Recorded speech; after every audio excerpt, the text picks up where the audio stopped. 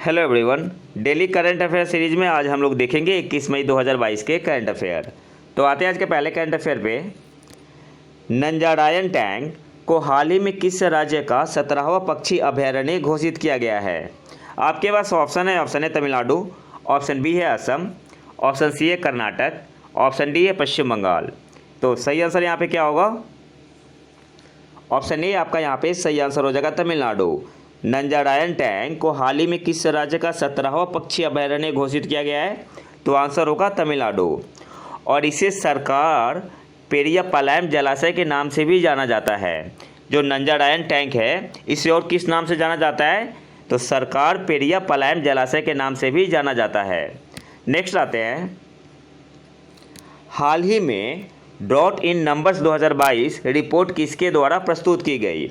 आपके पास ऑप्शन है नीति आयोग, ऑप्शन बी है आरबीआई, ऑप्शन सी है यूएनसीसीडी, ऑप्शन डी है नन ऑफ दीज। तो सही आंसर यहाँ पे क्या होगा? ऑप्शन सी आपका यहाँ पे सही आंसर हो जाएगा यूएनसीसीडी। ड्रॉट इन नंबर्स 2022 रिपोर्ट किसके द्वारा प्रस्तुत की गई है? तो यूएनसीसीडी के द्वारा। और इसका फुल फॉर्म क्या होता है? यूएनसीसीडी का फुल फॉर्म क्या होता है? The United Nation Convention to Combat Desertification. और इस रिपोर्ट में भारत के बारे में क्या कहा गया है? रिपोर्ट के अनुसार भारत के कई क्षेत्र सूखे की चपेट में है। गंभीर सूखे के कारण भारत के सकल घरेलू उत्पाद यानी जीडीपी में 1998 और 2017 के बीच 2% से 5% की गिरावट आई है। नेक्स्ट आते हैं, feature film Mujib the making of a nation Bharat और किस देश के बीच संबंधों को दर्शाती है? आपके पास ऑप्शन है नेपाल, ऑप्शन बी है बांग्लादेश, ऑप्शन सी है पाकिस्तान, ऑप्शन डी है ईरान। तो सही आंसर यहाँ पे क्या होगा? ऑप्शन बी आपका यहाँ पे सही आंसर हो जाएगा Bangladesh. Mujib the making of nation Bharat और बांग्लादेश के बीच संबंधों को दर्शाती है। और इस फिल्म का निर्देशन किसने किया है? तो श्याम बेनेगल ने। इंपॉर्टेंट है, एग्जाम में क्वेश्चन आता है यहाँ से। मूवी का निर्देशन किसने किया है? तो श्याम बेनेगल ने। और एक क्वेश्चन और बन सकता है यहाँ पे, इस मूवी के ट्रेलर को लॉन्च किसने किया? तो लॉन्च किसने किया था? अनुराग ठाकुर ने। मूवी के ट्रेलर को अनुराग ठाकुर ने लॉन्च किया था। नेक्स्ट आते हैं, भारत में आतंकवाद विरोधी दिवस कब मनाया जाता है? आपके पास ऑप्शन है 21 मई, ऑप्शन बी है 23 मई, ऑप्शन सी है 21 जून, ऑप्शन डी है 23 जून। तो सही आंसर यहाँ पे क्या होगा? ऑप्शन ए आपका यहाँ पे सही आंसर हो जाएगा 21 मई। आतंकवाद विरोधी दिवस भारत में कब मनाया जाता है? 21 मई को। अच्छा, 21 मई को ही क्यों मनाया जाता है? तो 21 मई 1991 को 21 मई 1991 को राजीव गांधी की हत्या हुई थी। राजीव गांधी की हत्या हुई थी।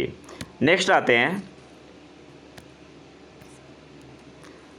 बायोटेक शोधकर्ताओं और स्टार्टअप के लिए एकल राष्ट्रीय पोर्टल बायोरैप किसने लॉन्च किया?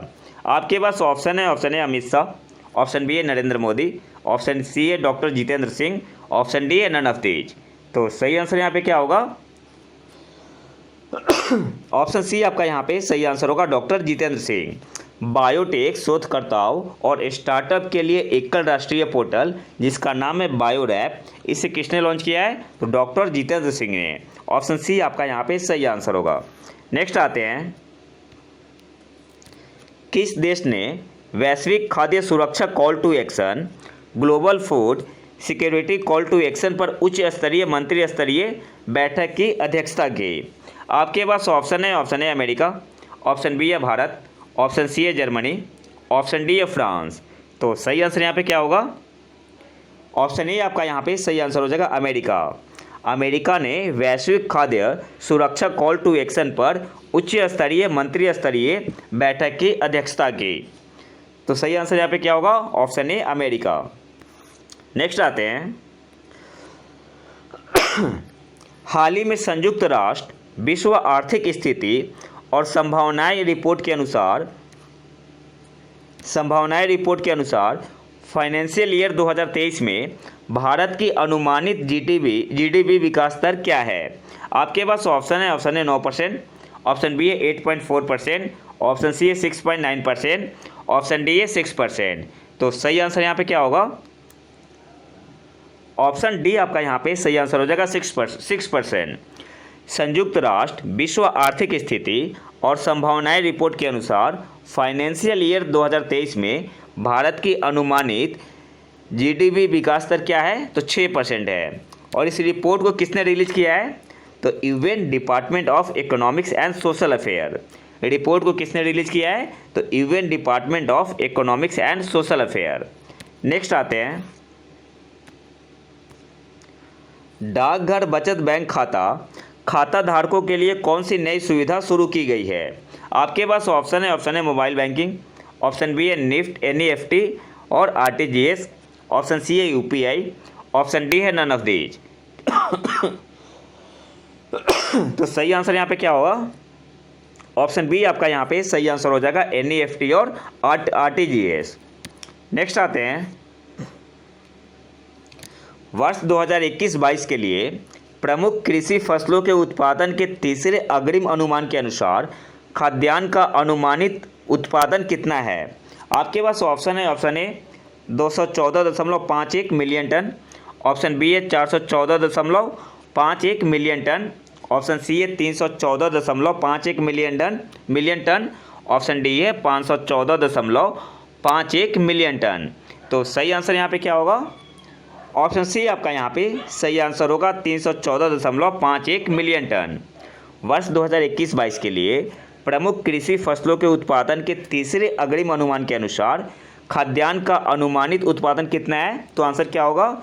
314.51 मिलियन टन। और ये किसके द्वारा पब्लिश किया गया था? तो केंद्रीय कृषि और किसान कल्याण मंत्रालय द्वारा इस रिपोर्ट को जारी किया गया था, केंद्रीय कृषि और किसान कल्याण मंत्रालय द्वारा। नेक्स्ट आते हैं,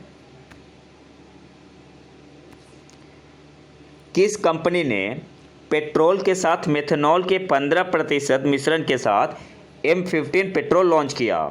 आपके पास ऑप्शन है Indian Oil Corporation, option B है भारत पेट्रोलियम, ऑप्शन सी है गेल, ऑप्शन डी है नन ऑफ दीज। तो सही आंसर यहाँ पे क्या होगा? आप पिक्चर में देख सकते हैं। तो सही आंसर यहाँ पे होगा option A, Indian Oil corporation. तो ये तो